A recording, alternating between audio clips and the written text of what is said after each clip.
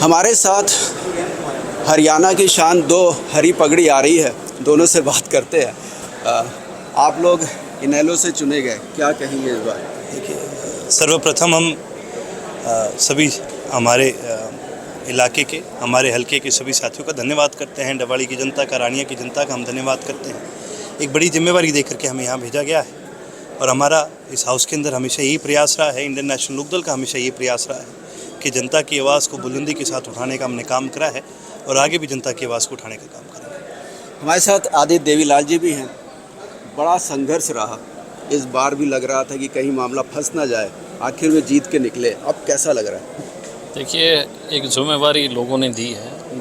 मैं मानता हूँ उस जिम्मेवारी को बखूबी से निभाने का काम हम लोग करेंगे और काफ़ी उम्मीदें, अपेक्षाएं लोगों की है। निश्चित तौर पे सबसे बड़ी खुशी की बात तो ये है कि हमारा परिवार एक हुआ है और इंडियन नेशनल लोकदल को और मजबूत करने का काम हम दोनों के कंधे पे है और चौधरी अभय सिंह चौटाला जी के सानिध्य में हम लोग और मेहनत करेंगे और पूरे हरियाणा के जो हक और हकूक़ है उसकी लड़ाई लड़ेंगे। बीजेपी में भी थे तो ये कहा जाता था कि आदित्य देवीलाल घूमते तो बहुत है, मेहनत बहुत करते हैं, लेकिन जीत से चूक जाते हैं। इस बार ये हार और जीत ज़िंदगी के पार्ट ऑफ लाइफ है, इसमें कोई बड़ी चीज़ नहीं है। हाँ, एक चीज़ और है कि आप लोगों का दिल जीतने का काम करें। आदित्य ने हमेशा जनता के दिल जीते हैं, मेरे लिए ये बहुत बड़ी बात है। अर्जुन जी, क्या कहेंगे? पहली बार जब सदन में पहुंचे आप, तो एक लेगेसी है आपके साथ तो पूरी। देवीलाल जी, ओम प्रकाश चौटाला जी, आपके पिताजी भी अभय चौटाला जी, सब इस सदन के मेंबर रहे। उस जगह पे पहुंचना क्या महसूस हो रहा था? देखिए, गर्व भी महसूस होता है और उस गर्व के साथ साथ जिम्मेवारी का एक एहसास भी होता है। एक बड़ी जिम्मेवारी के साथ लोगों ने भेजा है। हाउस में आना, चुन करके आना एक प्रिविलेज ज़रूर है, लेकिन ये प्रिविलेज अधिकार नहीं है। ये अधिकार जनता में जा कर के संघर्ष में तप करके मिलता है। इस संघर्ष के अंदर जहाँ हम तपे, वहीं हमारा दायित्व भी ये बनता है कि जनता की आवाज़ को हम उठाने का काम करें। सत्ता में आते तो काम करते, आज विपक्ष में है तो जनता की आवाज़ को उठाने का काम करेंगे, सरकार को घेरने का काम करेंगे। आपके पिताजी की पहचान जो है सदन में खरी खरी बात कहने वाले और तार्किक मुद्दों को उठाने वाले नेता के तौर पे देखी जाती है, जो जनता से कहीं ना कहीं रूबरू होते रहे हैं। क्या वो कमी महसूस होगी?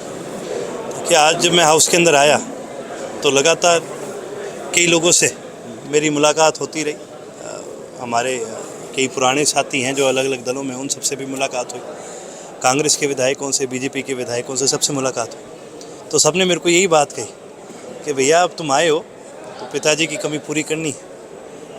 शायद समय लग जाए, लेकिन उस कमी को पूरा करने का हमारा पूरा प्रयास भी है और हम उसको पूरा करने का काम भी करेंगे। दूसरा, नए अध्यक्ष भी चुने गए और आप लोगों ने भी शपथ लिया। क्या कहेंगे इस पर? देखिए, ये बड़ी खुशी की बात है कि बहुत लंबे अरसे के बाद हाउस के अंदर जहाँ स्पीकर साहब, डिप्टी स्पीकर साहब का चुनाव हुआ है तो बिना विवाद के हुआ है और बड़ी खुशी की बात यह है, बड़ी नई देखने वाली बात है, बड़े लंबे अरसे के बाद भाई सरकार तो खुश रहती है स्पीकर के चुनाव से। अब की बार विपक्ष भी स्पीकर साहब के चुनाव से खुश थे, क्योंकि एक बड़े सभ्य आदमी आए हैं जिन्होंने अब की बार सभी दलों को, सभी साथियों को, नए पुरानों को, सबको मौका भी दिया बोलने का।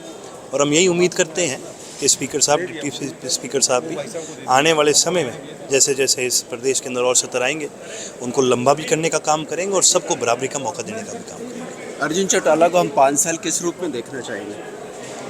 आप 5 साल लगातार अर्जुन को दो ही जगह देख पाओगे, या तो हाउस में देखोगे या फिर फील्ड में देखोगे, और शायद आपको तीसरी जगह अर्जुन नहीं मिलेगा अगले 5 साल। धन्यवाद अर्जुन चौटाला जी। ये थे अर्जुन चौटाला जी, जो कि इनेलो से जीत करके आए थे। इनकी पूरी लेगेसी है, हरियाणा की राजनीति में एक विरासत है, जिसको रिप्रेजेंट करते हुए वो हरियाणा विधानसभा में नज़र आने वाले हैं। कैमरामैन सुनील के साथ हरे राम मिश्रा, सुदर्शन न्यूज़, चंडीगढ़।